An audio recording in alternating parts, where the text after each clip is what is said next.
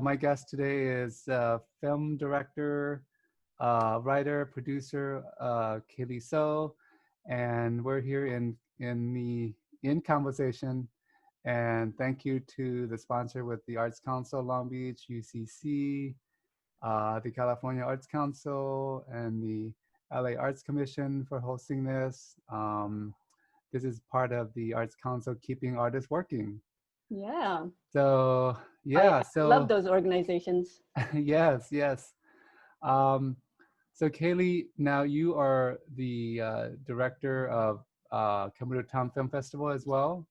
Yeah, I'm one of the co-directors of. Co-director. Yeah. Okay, so well, let's get to know who you are a little bit as a person, and then we'll get into some of the details of your filmmaking and all the work you do in the community as well. So tell us about who Caylee is and where you went to school. I know you also were in the military. I was, yeah, for 8 years. 8 years. Yeah. Okay. Well, I am the daughter of an immigrant, refugee from Cambodia. My parents survived the genocide, and I was born in Khao Dang, which is a refugee camp in the border of Thailand and Cambodia. We came to the US probably 1985, and I grew up in Northern Virginia. That's, yeah. I came to California about 2009 for film school, Chapman University Dodge College of Film and Media Arts. And with that, I discovered that there was this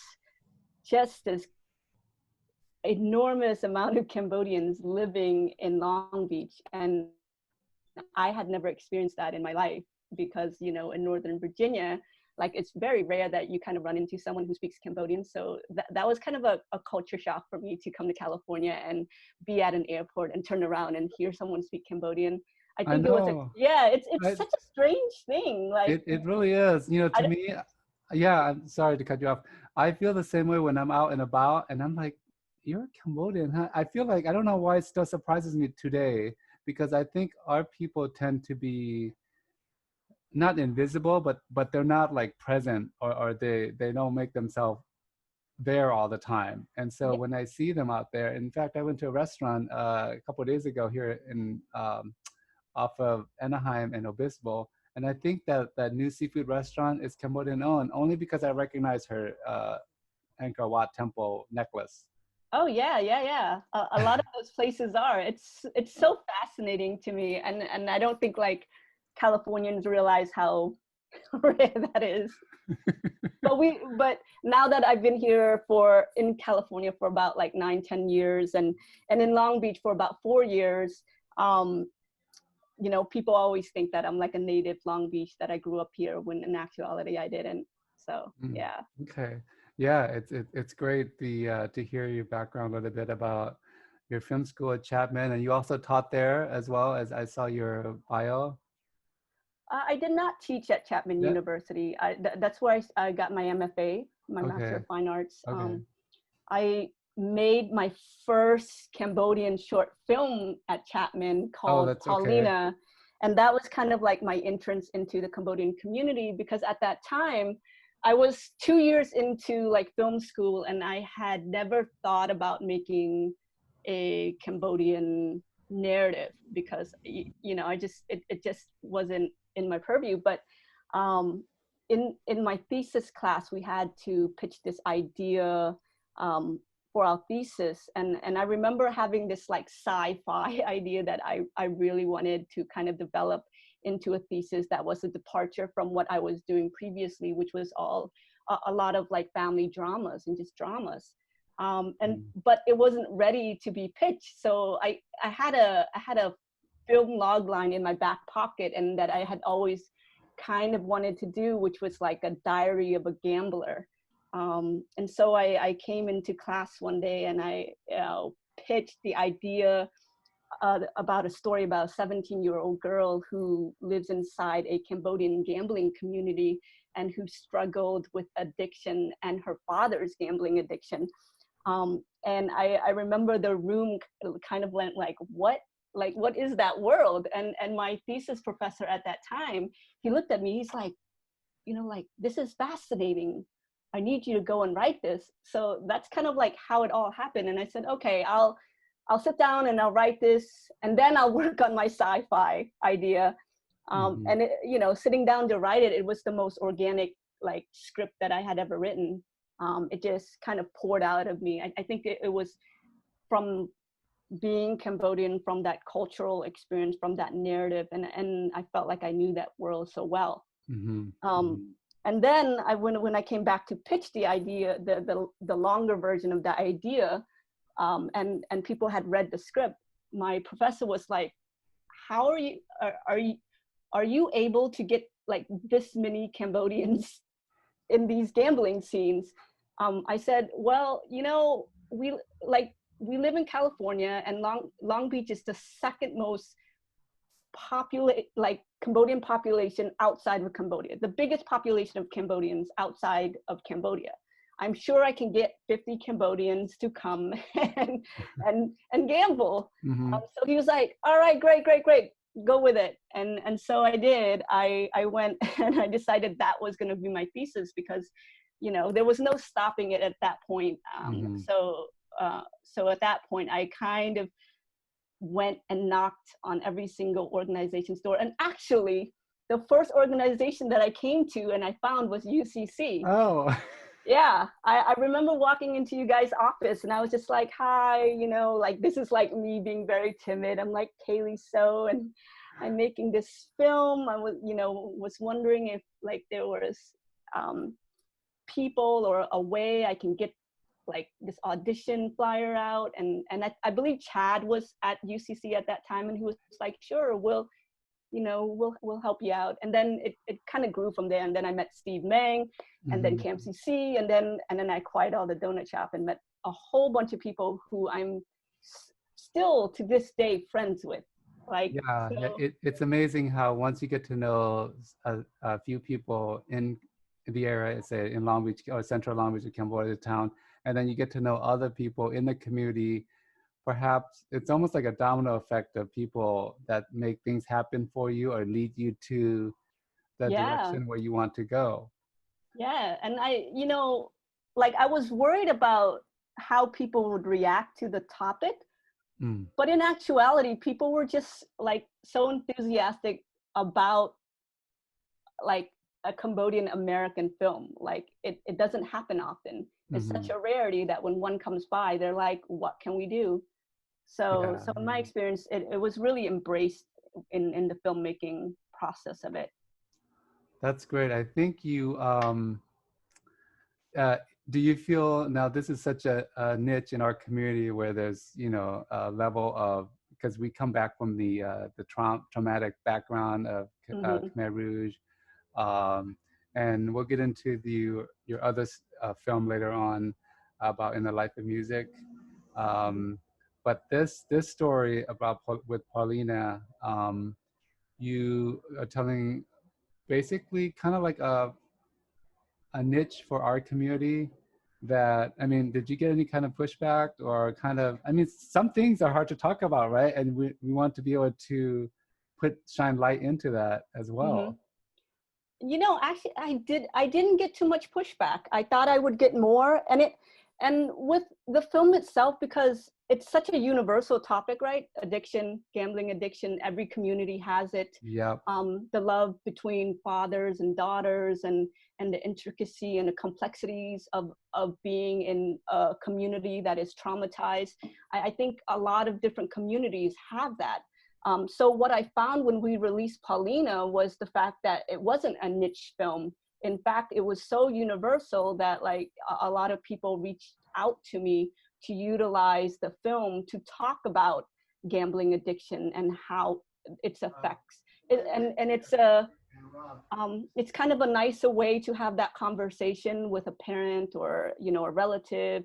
And I did get a lot of, you know, after screenings, people would come up to me and they would tell me stories about, you know, their personal experience with so-and-so and gambling addiction. So it's a very, very universal topic. And I think, you know, culturally it's very specific, which is very neat and cool because you've never seen it. But thematically, it is very oh yeah. Still in its covers. I like it. Mint condition. Yeah, so thematically I think it's universal. So we had good fun. Yeah, I read the synopsis, and you know, and it's so personal to me and my family as well. And we grew up just like many other family here in Long Beach that had suffered the same thing. You know, Mm-hmm. the addiction of spending all our money that we could have put it somewhere useful Mm-hmm. instead of. I mean, when I think about how much money we've lost as a family in gambling. Uh, and I thought we could have done so much with it. It just breaks my heart when I think about it that way. Yeah, well, I went to a gambling conference to screen the film, and what you realize is that like gambling is different from other addiction because you can't see it. It doesn't affect your body in the way where it's so visible. So you don't know where that bottom is, you know. So it's very interesting. Mm-hmm. Okay, so But let's. Oh, sorry. Did you have? oh no, I was gonna say, but also my mom was the banana lady. What's a banana lady? You know, the person who's at like function gambling um, houses and they sell food. Like, She you did. know, she's like, there's a lot of Cambodians there. I'm Yes, gonna bring yes, food and sell it. So I remember when I was like, you know, 8 years old, like that. My mom did that. Like, yes, yes. Yeah, in the community anyways. right now at least UCC, we have a lady that brings in sweet pastry, and Mm, she'll give it free to seniors that can't afford it. But other times you just buy whatever $3, $4, yeah, and it's such a treat, right? yeah, Yeah. very much so. Um, hey, let's get into can you talk a little bit about Cambodia Town Film Festival and how did that come about, and why you think it was needed, or the story Sure. behind it? So Cambodia Town Film Festival was an idea that Pratch Lee, who is a Cambodian American rap artist at that time, that he really wanted to do because he grew up in Long Beach and he loved Cambodian movies and he realized that, you know, there wasn't a platform to show like rare Cambodian films from Cambodia, or to kind of give a microphone to Cambodian American filmmakers here. So when I met Pratch, I was making Paulina, and Pratch called me up one day as I was, you know, in an organization meeting, and he introduced himself, and he told me that he was a Cambodian rap artist, and that he makes music, and that if there was anything that I needed help on, let him know, and he will do his best. So we became friends based on that conversation, and I featured his music in Paulina. And then at the end, near the end of film school, Pratch, you know, pitched this idea of a film festival to me, and he asked if I wanted to be part of like the committee member. And I said, sure. You know, I was very enthusiastic about it because like it would be a way for me to like watch Cambodian films that I hadn't seen. And at that time, there was no bridge between filmmakers here and filmmakers in Cambodia. It was just such a completely different island. So I was excited about it. And then, you know, talking to him, we just became, I guess, co-directors at that point, because I'm a planner, like logistically, whenever I have an idea in my head, like I want to run with it. And so to me, that was how it happened. I gave so many advices and I kind of researched so much on how a film festival can get started and things like that, that Prat was just like, hey, why don't you be a co-director instead, a co-founder, because it seems like, you know, our two ideas are aligned, and we both have kind of like, you know, a different way of handling things that kind of works well together. Mm-hmm. So is it what, seventh, eighth year now that The eighth year, yeah, that's crazy. yeah, that's It like, congratulations. It's been there a while. And you know the thing with events in the, at least the community here in Central Long Beach, Hmm. I found out, I don't know if you think this as well, but the community and other perhaps neighborhoods in Long Beach, they it's slower to get notice and participation. And do you feel that way, or as far as the Cambodia Town Film Festival? Interestingly enough, you feel that way while you're planning, right? You're always like, are they gonna come? Like that's like every year we're like, are they gonna show up? You know, because you never know. And did we do enough to kind of get the word out there that, you know, the film festival, because there's language barriers, there's all sorts of barriers in our community. And you know, there's this generation, there's the 1.5 generation, and then there's the generation that hardly speaks any English. So they're not going to be on Facebook, and they're not going to be on Instagram. So the way that you get them to know that something is going to happen is if you literally hand them a poster, a flyer, verbally invite them, things like that. It's very, so with that, there you have to handle it completely different than a normal like film festival would. Like Sundance wouldn't go and knock on like, you know, a 60-year-old Cambodian woman's door and go, Ming, we want you to come and see this movie. We think you'll really like, you know, like things like that. So for sure, like I feel it up until like the weekend of, and then when we have a line, you know, out the door or around the corner, you kind of like sigh. You're like, they Yeah, came. Like, yeah. I've seen that, and I was like, whoa! I was like, what, you know, what line are they going into? What movie is this that they're gonna, you know, that they're gonna be watching? Uh, yeah. and yeah, and it's really inspiring to see. And I, you know, honestly, I think that extra hard work of knocking on their door, when you get them out there, they are so glad that somebody actually went and asked them to come, because the reward for them is like, wow, I would have missed this film.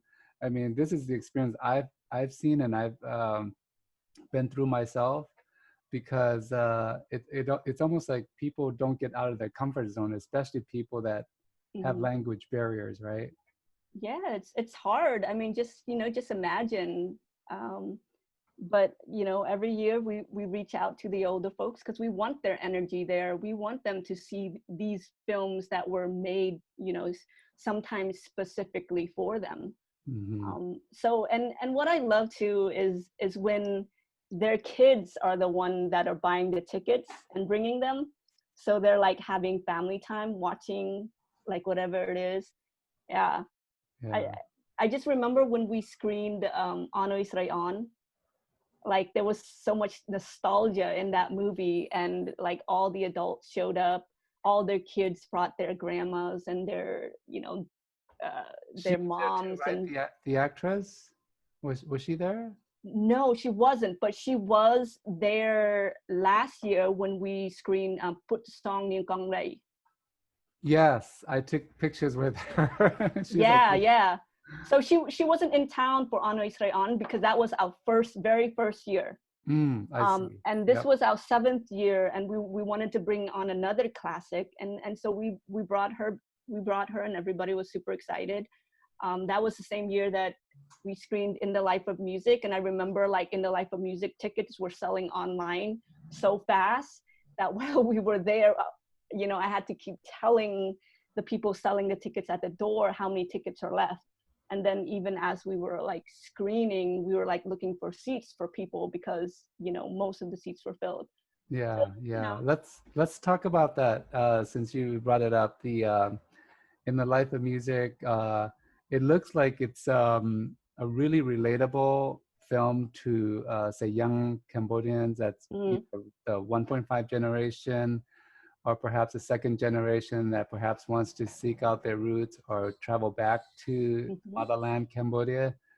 Um, yeah, if you could perhaps talk about the main character and her Sure. experience. Well, Not in to give things away either. oh yeah, I know. That's why whenever I talk about In the Life of Music, I'm just like, how much do I give away? Yeah. But by now everybody knows that, you know, it's the story of like a family told, you know, through one song by Sin Si Samut. which is Champa Battambang. So with that, we tell the story in 3 different decades. In 1968, before the war, and initially the concept of the film, we were supposed to have 3 different directors, 3 different decades, 3 different kind of storylines tied together with one song. But in the development of the script, and as we were going along, we realized that like this was really a story about family told through 3 different decades, connected by this song, and how much a song plays into the memories of people. So that's why it's called In the Life of Music, because the music itself, or the song itself, has a life, and to each person it could mean something different. And when we were screening the film, that, you know, it was very evident in the way the reaction to hearing the song is, because, you know, when I was growing up, like, that was one of the songs that I heard my sister play, you know, on her little radio or whatnot, or CD player at that time. So it always stuck with me. So when I came up with the concept of like, you know, 3 decades, one song, like, I knew instantly what that one song was, because I knew inevitably that would, like, everyone knows that song. Mm-hmm. Mm-hmm. Or in my opinion, like, every Cambodian knows that song. Yeah, so I'm glad you had Anchorn Pan in there too. Yeah. He was amazing, and how did that come about? I mean, he's such a historian, right? And he has a book out there. Yeah. As well. And he's a genocide survivor, Mm-hmm. musician, a flute player. He sings, if you know, really well.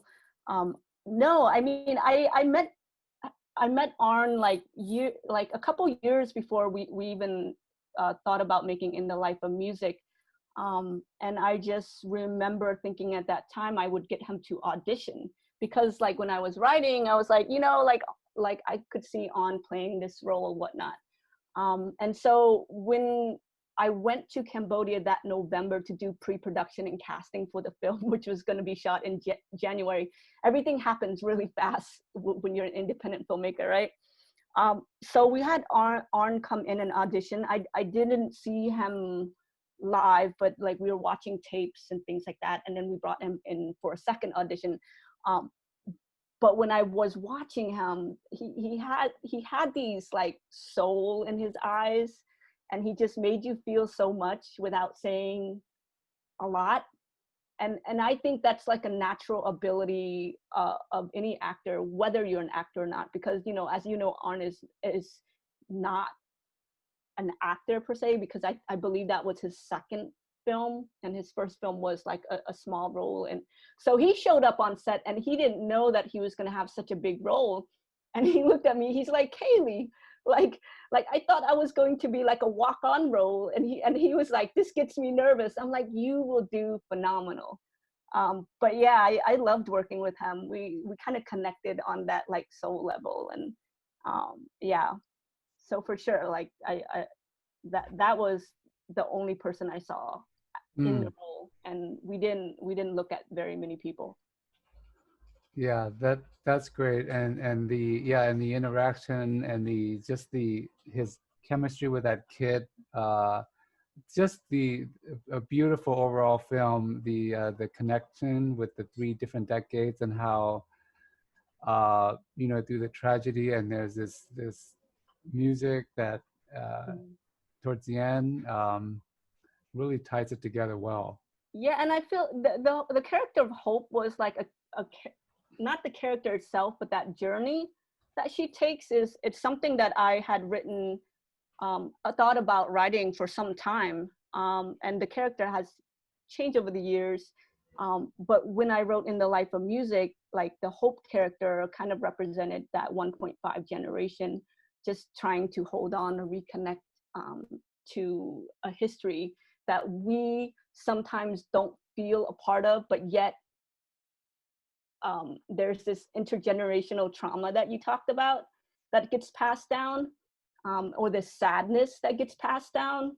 that I like felt in my soul, that was what the character needed to convey, that even though she weren't there, it feels like some of that loss or some of that pain or some of that happiness has transferred somehow.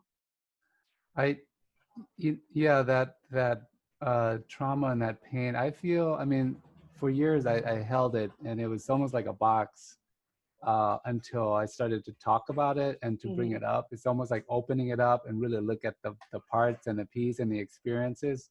And this is with, of course, you know, people do it on their own term when they're ready to look at it. And unfortunately, other people just don't even want to, right? Want to address it because it's too painful. But I mean, was there some therapy, do you think, for people that experience it, and then being able to unpack that and look at it? Yeah, you know, like we always suggest, because watching anything to do with the genocide can be re-traumatizing, right? So we always suggest beforehand, or even during like the shoot, because like a lot of people the older people who acted in the film probably went through it. So we made sure to take a breath, take a pause, you know, have a talk, be very available for people, and that's in screenings too. But you know what I hear a lot though after seeing In the Life of Music, that it felt like there was sadness in it, but there was also laughter and hope. So Yeah, so in that respect, you know, it's a love, like I said, it's a love song to that generation. very good. So okay, what do you do for fun? What does Caylee do for fun for Oh breaks? my Because I know you goodness. have 2 kids now. Yeah. Uh, whatever is fun for them is what I do. I I realize just, like if they have fun like with water, I'm all about the water. Yeah, I mean, I feel like I'm relearning a lot of things. And also like maybe the meaning of the movie changed for me a little bit when I had kids. I think you become a more empathetic person, if that makes sense. Uh, what I do for fun, I go hiking a lot now, oh, good. or at least I try to whenever it's available to us to do. Um, yeah. I think I saw that post where you went with a group of friends with Rithi and Oh, Rithi is my hiking buddy. Like, yeah. and he's he like a model too. He likes to pose in the water. he does. He has the funniest poses and the most, and he is more than willing to be a subject for your portraits. Like you'd be like, hey, that would be a good picture, and Rithi's like, okay, where do you want me to stand? You know, some people's like, oh, but Rithi's like, yeah, let me jump in there because I know I'm gonna get a good picture out of it. Great. Yeah. Yeah, it looked fun. Hey, so let's see, we're coming towards an end now because I know you got to jump off into another meeting. Caylee, would you be able to, what advice would you give to young filmmakers or people want to get into making films, writing, acting? What advice would you give them? I always say find your filmmaking tribe. Like for me, I have a group of friends or people I've known since film school, or people meeting other creatives. Um, what I got from like being the co-director of CTFF is I get to meet a lot of filmmakers, and sometimes a project comes along and you think that person is right for it. You just like In the Life of Music, it came from this idea, and then I reached out across the ocean and asked Visal if he wanted to direct with me, and that was kind of from realizing that I needed to uh, find the people that will make me better as a filmmaker. Um, always stick to your vision. Always stay true to a voice that makes you unique. Uh, yeah, because many times over I've been told that, hey, maybe I should make something more mainstream. And I've always gone with like stories about gambling and Paulina and in the life of music. But those stories, you know, come from deep here, and it translates. Yeah. All right, thank you. I have to ask this question. Have you done your census yet? Because we're in the census mode right now. Yes, I have. Awesome. Yeah. Get out there and vote. Yeah. There you go. Get out there and vote. Do I your know census. you guys are doing a phenomenal job. I think it's in a, you know, like we're at that point where, you know, our voice matters. And what we learn from that is that get out there. Yeah. Yeah, yeah. Be counted. Yes. Be counted. Yeah, all that information of doing the census is going to be down there in the link and the phone number, because it comes around every 10 years. Mm-hmm. And the last time the census was count for Cambodians in Long Beach was only 18,000+. Can you believe it? Oh. Yeah, yeah. So, so we're trying to get that to get up higher. I think Panit just did something about it in Khmer. I should repost it. Oh, to promote the census? Yeah, to promote the census or voting or, you know. Yeah, yeah. But yeah, so it's ending October 31st. So we're promoting that and keep pushing it. But Caylee, thank you so much for your time, and it's nice to have a conversation with you and your insight with your filmmaking and how everything came about. Yeah. Oh, one thing. Cambodia Town Film Festival is virtual this year, so everybody can get involved. It's gonna be cool because now we're gonna do a Be Kind Rewind, so you can see previous films that maybe you didn't get to see at the film festival. So that's gonna be nice. So look for us, Facebook, Instagram. That's my little plug-in, by the way. Actually, no, that was good. I usually ask, do you have anything going on that's coming up? But yes, it's a good thing that you brought that up. Is there anything else besides the Cambodia Town Film Festival is going to be online? Yes, in August, In the Life of Music is going to be distributed in North America on VOD and all platforms. So you can actually rent it, buy it, see it. So there you go. There you go, people. Yes, check that film out. It's awesome. Thank you so much. All right. Thank you. Thanks for having me. All right. Thank you.